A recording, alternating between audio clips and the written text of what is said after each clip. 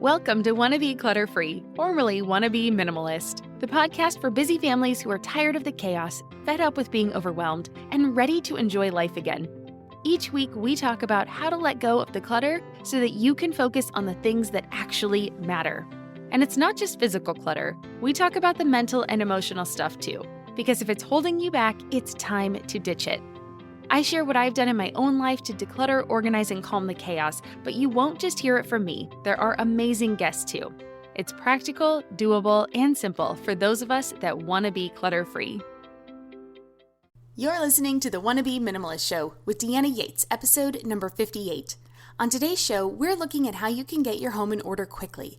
Now that more and more people are getting vaccinated and things are starting to open up, it's just a matter of time before we're having people over to our homes again. If you need help getting your home out of the COVID fatigue slump, then stay tuned for 5 steps to get your home under control, like yesterday. Hey there, my wannabe minimalist friend. Welcome back to the show. My name is Deanna Yates, and I'm the creator of littlegreenbow.com and the host of this podcast, the Wannabe Minimalist Show. If you're new to the show, then welcome. This show is all about decluttering, organizing, simple living, and what I consider minimalism. And minimalism for my family is about living with a mindset for being intentional about how we live and what we bring into our lives. It is not about deprivation. It is not about depriving ourselves of the things that make us happy or that make life easier for us. If holding on to stuff from when you were a kid makes you truly, truly happy, then keep it. But if you're holding on to things because you feel guilty letting go and they're holding you back from the life that you actually deep down want to be living, well, then it's time for you to say goodbye to those things, and that's what this show is all about. Today, we are going to be talking about getting our homes back in order, or in order for the first time, no judgment. But I, like a lot of people, have not been hosting guests or visitors to my home in over a year. And while we're not quite ready to host big parties, the fact that more and more people are getting the vaccine means that small get-togethers and playdates may actually be on my calendar sooner than I think. And that means it's time to deal with the clutter blindness so many of us have found ourselves suffering from recently. I'm not the only one, am I? But before we dive in, I want to remind you that you can find all of the show notes for today and links to anything I mention at littlegreenbow.com/58. Again, that's littlegreenbow.com/58. There you will also find my latest free resource, the Tidy Home and Vibrant Life Starter Guide. It's a simple but super helpful guide that will show you 4 easy steps you can take to create a home and life where you and your family thrive. It's completely free and my way of helping you on your journey to creating more meaning in your life without suffocating under your stuff. And with that, let's look at the best ways I've found to get your home in shape as quickly as possible. The first thing you need to do is survey the damage. Humans have the amazing capacity to adapt to our surroundings, but that also means that we can overlook things that need to be dealt with. When this affects the stuff in your home, it's called clutter blindness. Now, clutter blindness is defined as, and I quote, a person's inability to see his clutter in front of him. The person may perceive that there is a pile of newspapers, dishes, or other items collecting in an area, but their mind minimizes or just ignores the mess. In extreme hoarders levels 4 and up, this mental, quote, blindness is progressive until the issue is brought to light, and then they're overwhelmed by the mess and unable to do anything about it, end quote. Okay, so this is obviously a big problem for people classified as hoarders, but I believe that we all can suffer from this issue at busy or generally disrupted times in our lives. And this last year can definitely qualify as a time of general, or should I say extreme, disruption.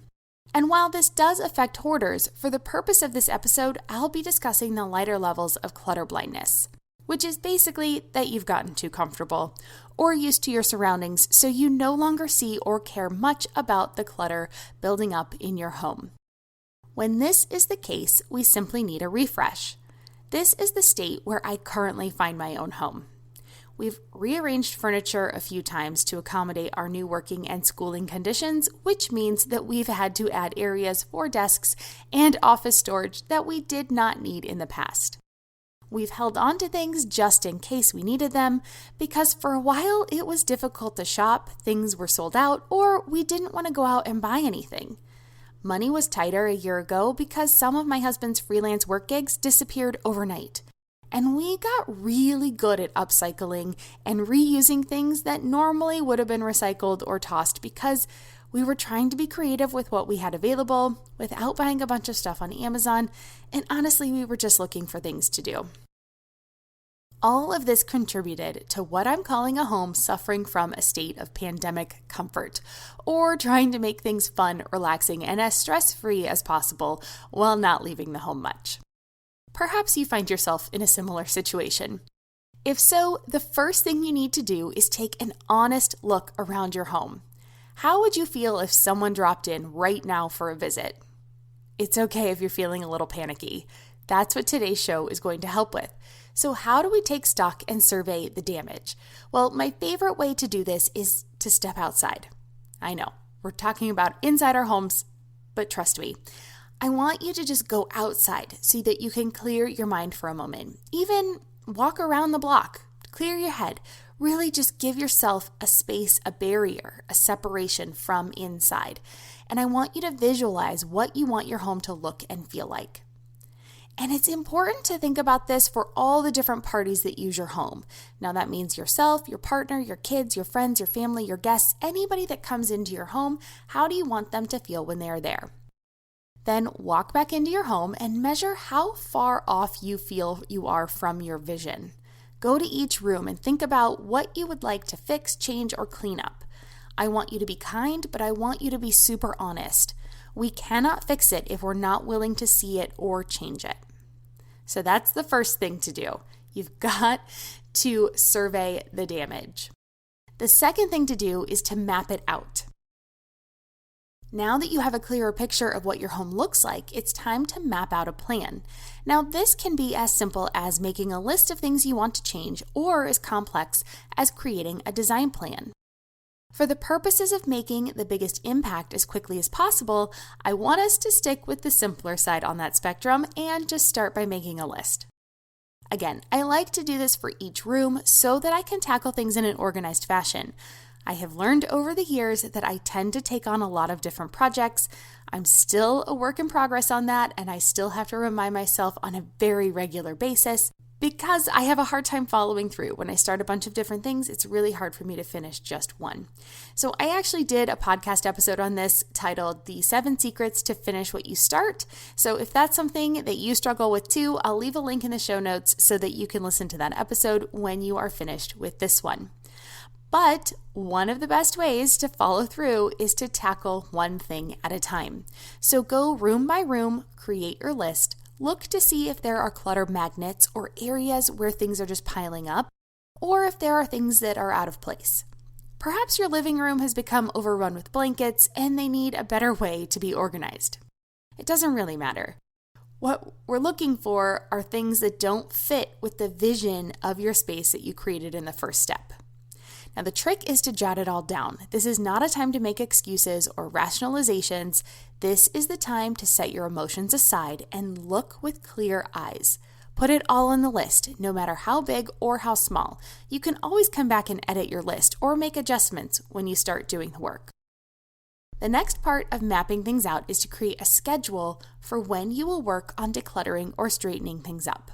It is so easy to say that things need to get done, but if we do not plan for when these things will get done, we will never actually see progress. So again, we have to know when we're going to do these things. So look at your calendar and plan out some time to get your home under control. Block out 15-minute chunks of time or set aside an entire weekend day to get stuff in order. It will depend on your lifestyle, your schedule, and your current commitments, so do what works best for you. Just make sure you get it on the calendar. So that's the second thing you have to do is map it out. The third step in getting your home in order quickly is to start big. We're focusing on impact in this step so that we can make the biggest difference as quickly as possible.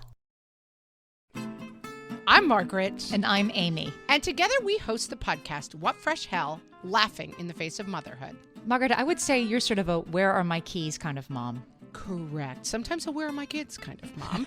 Well, you're, Amy, more of a we were supposed to leave 35 seconds ago, mom.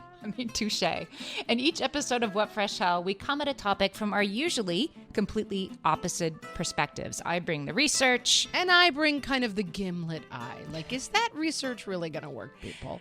And almost 10 million downloads later, we're still laughing. We also talk to experts in the parenting field, plus parents with stories we can all learn from. We make each other laugh, we challenge each other's assumptions, and we have what we think is the best parenting community on the internet. Check out What Fresh Hell, Laughing in the Face of Motherhood, wherever you listen to podcasts.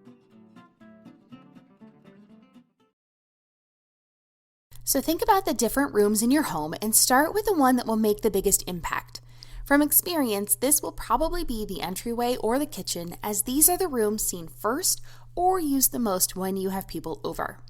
My recommendation is to put rooms in order of impact and then work through them in that order, but it will depend on your focus from this exercise. So if you are not planning to have people over and this is just for the people living under your roof, well, then start with the areas that will have the most positive emotional impact on your family.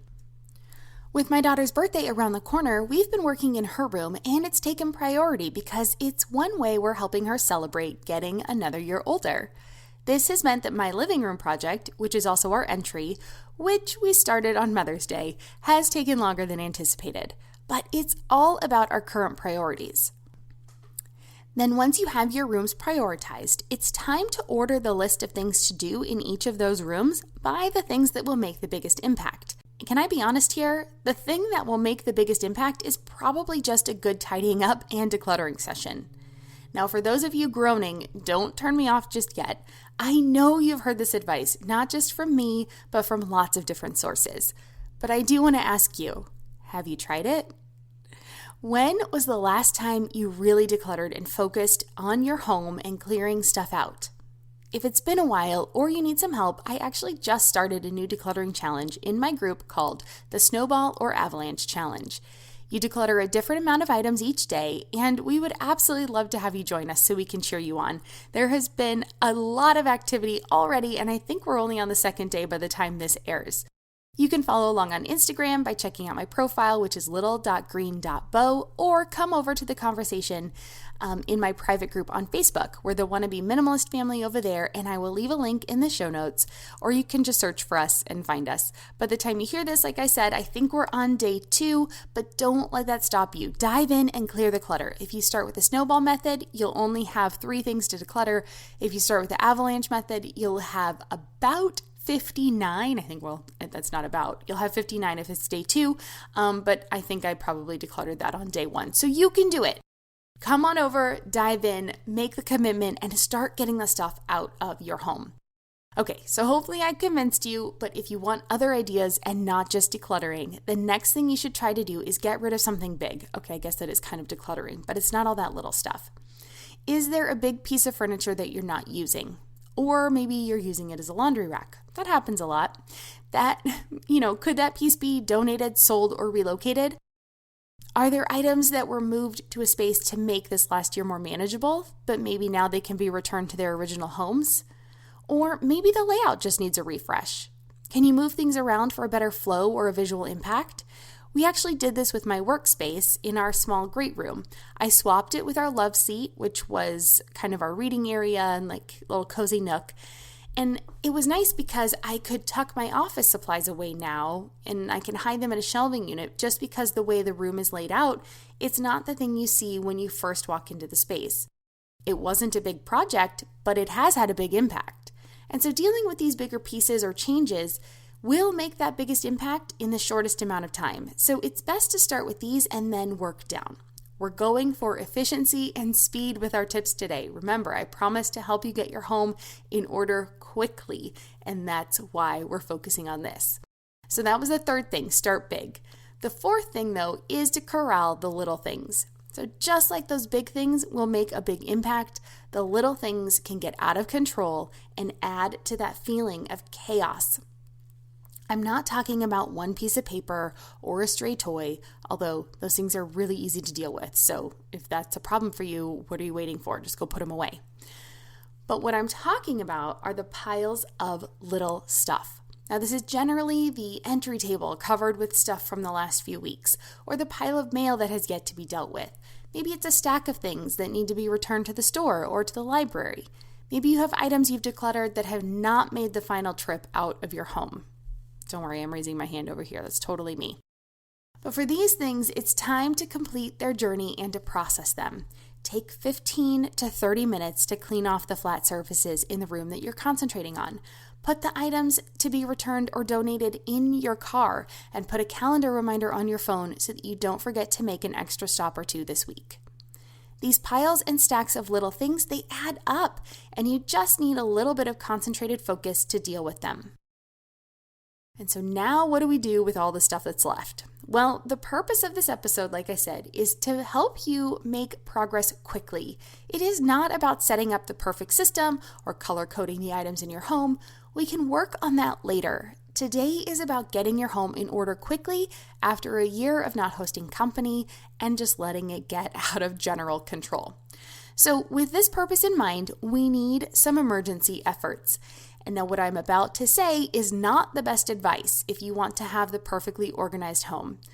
But sometimes we just need to function and get the small wins so that we can increase our confidence, take back that control, and revisit the quote-unquote more perfect solutions when we are in a better place. If that sounds like you and you really just need to get your place cleaned up as quickly as possible, then listen up. My advice is to pack up the stuff you don't use regularly and put it somewhere else. Eek. I feel like the minimalist and decluttering police are going to be knocking on my door for giving this advice. But I live in the real world, and sometimes the real world needs imperfect options. Now, this creates another set of problems, but it does help your home feel more in control for the time being. On the positive side, your home may be a lot closer to the vision you created in step 1.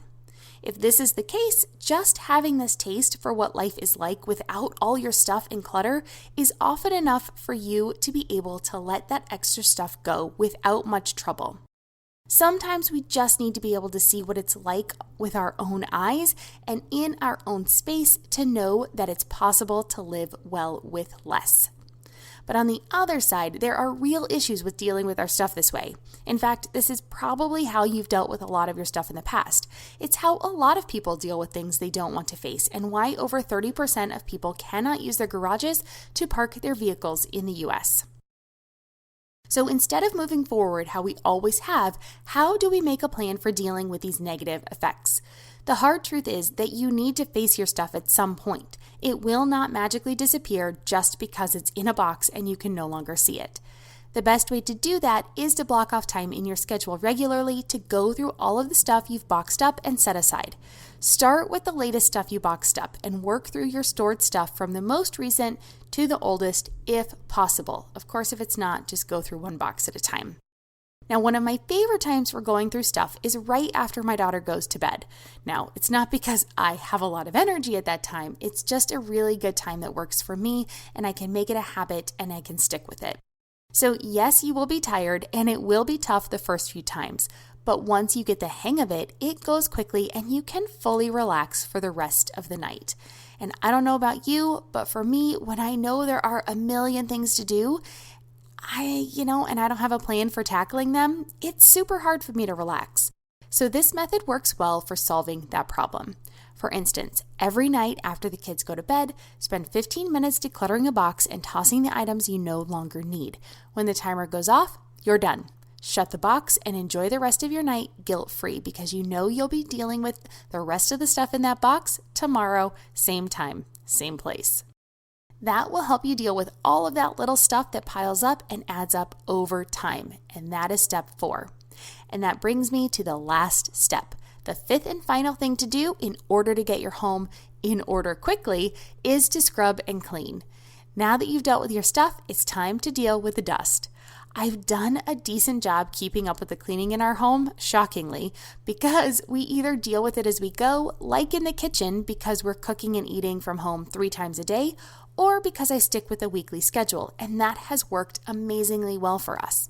But if cleaning has moved to the back burner for you, now is the time to get out those scrub brushes and go to town. If time is of the essence, here's what I recommend. 1. Always work from top to bottom so the dust and dirt falls to the floor thanks to gravity. 2, work your laundry into your cleaning schedule and set a timer. It doesn't take much hands-on work to do laundry, but you need to stay on top of changing out the loads so that you don't, miss that and, waste hours doing it. Because if you have a lot to catch up on, you need to be efficient. 3, hit the high traffic areas first. So do the guest bathroom, the kitchen, the entryway. Basically go around your home and clean where your guests will see. 4, use a cleaning wipe to wipe down all the surfaces that will not get hit with that scrub brush. I want you to think light switches, door handles, anything like that could have gotten grubby over this last year, but you're not going to spend time scrubbing it so it's not your kitchen counter and things like that. And then number 5, I want you to wipe down all flat surfaces. And 6, I want you to dust from top to bottom. And then 7, finally, vacuum. Those are going to be the steps that will get your home cleaned in the quickest amount of time. Now, if you have more time, then I want you to go through the rest of your home and clean the bathrooms and the rooms that the guests will not see as well. And then remember, as your clothes come out of the dryer, make it a point to fold them and put them away. Now, if you have lots of clothes being done at once, then at the very least, fold the items and put them on the bed for whoever they belong to. So if I have a day where I have to catch up on my laundry and I have lots to do, as they come out, I will fold them and then I will put them in piles. I'll put t-shirts in a pile, I'll put dresses in a pile, I'll put shorts in a pile, I'll put pants in a pile, I'll put my socks in a pile. And I do that for everybody's bed in the house. So that when the next load comes out, I put the t-shirts on top of t-shirts, dresses on top of dresses, shorts on top of shorts, pants on top of pants, socks on top of socks, as it goes down and down and down. So then at the end of the day, I only have one pile of each of those types of clothes to put away for everybody. So that's it. Once all those loads are done, you can put everything away nicely and you don't have to put t-shirts away 4 times, put dresses away 4 times, things like that. So yeah, that's how I handle a big makeup day of laundry if we haven't stayed on top of it because maybe we've been out of town or we've had a lot of things going on. That does happen. So that was number 5. That's your 5th and final thing to get your home in order is to scrub and clean.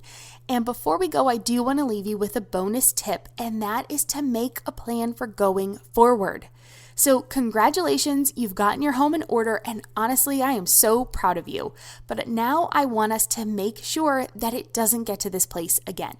So in order to keep your home neat and tidy, you need to develop systems to keep your stuff under control. You need to make it a part of your daily routine so that you pick up at the end of the day.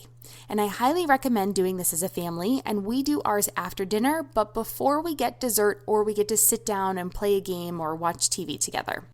Because it gives us a prize, a reward at the end of it when we just spend those 5-10 minutes together going around the house real quick and just tidying up. And also, I want you to create a routine that you can keep up with so that you can keep up with that cleaning on a regular basis. I really like a daily quick clean or a weekly schedule so that my weekends can be free for the fun stuff that we like to do around San Diego instead of being stuck cleaning for half the day. But you've got to do what works for you. You know your schedule, you know the time you have, you know how you like to work, so just do what works best for you. And if you need help with creating systems, I recommend getting my Home Systems Power Pack. It's a digital library, it's jam-packed with helpful tools and resources for clearing out the clutter, organizing your space, and simplifying your daily activities at home. All of those things that you need to do to maintain a clean and tidy home. Now, the Home Systems Power Pack includes my most popular systems for getting your home in order. It has Simply a Better Year, which is a calendar filled with daily inspirations to help you declutter, organize, and enjoy the little luxuries of everyday life. They only take minutes a day, and you can get through your whole home in a year. It includes the paper and toy clutter rescue guide so that you can tackle your tough clutter. It has the minimalism starter kit for families, which is one of my favorite resources to get your family on board with less stuff. And it has a French-inspired capsule wardrobe, which shows you how to create over 72 outfits with only, get this, 12 wardrobe staples. It also includes our 2 extremely popular challenges, 7 Days to Break the Clutter Cycle, designed to help you see clutter differently, and the Closet Detox in a Weekend, giving you the power to clean out your closet, find your personal style, and create a capsule module wardrobe in one weekend. And you will also get access to dozens of additional printables for managing your time, getting your kids involved, and making your home a place you love to be. I'll leave a link for the Home Systems Power Pack in the show notes so you can grab it if you're interested in taking your efforts to the next level. And don't forget, I'm also hosting that free decluttering challenge right now. I'm calling it the Snowball or Avalanche Declutter Challenge, and it's on my Instagram feed. So if you want to follow along there, I'm little.green.bow. Or you can join my private Wannabe Minimalist group on Facebook because we're having a lot of discussion and sharing what we're decluttering every day over there. We just started on June 1st, so come on over and join in. We would absolutely love to have you and encourage you on your journey. So that was a look at how to get your home in order quickly because, let's be honest, it has been a crazy year and it is time for a refresh. So to recap, those steps are 1, survey the damage, 2, map it out and create a plan, 3, start with the big stuff to make the most impact, 4, corral the little things, 5, scrub and clean, and 6, that bonus tip is to create a plan to keep things tidy going forward. Now, I really hope you liked today's episode, and if you'd like to continue the conversation, please come on over and share in the Wannabe Minimalist community on Facebook. The group is completely free, and we're having a lot of fun getting to know other like-minded people. So please come over, introduce yourself, share your thoughts, and let us know if there's something that we can help you with. I'd love to hear if today's episode was helpful, and if you have a plan for moving forward through the clutter blindness fog. Now, come tell me about it or ask any questions that you might have in our Wannabe Minimalist community. Plus, let me know if you're joining our Snowball or Avalanche Declutter Challenge so that I can cheer you on for that as well. I am super excited to hear from you and to offer encouragement on your journey toward less stuff, more happiness, and a vibrant life that you and your family deserve. And don't forget, if you'd like to get your free copy of the Tidy Home and Vibrant Life Starter Guide, you can grab it and all of the show notes for today's episode, including the Home Systems Power Pack, at littlegreenbow.com/58. Once again, you can get the show notes for today on my website at littlegreenbow.com/58. And that just about wraps it up for today's episode. But before I go, I just want to take a minute to thank you for listening to this podcast. I appreciate that you do choose to spend some of your time with me, and I hope that the information I provide is helpful.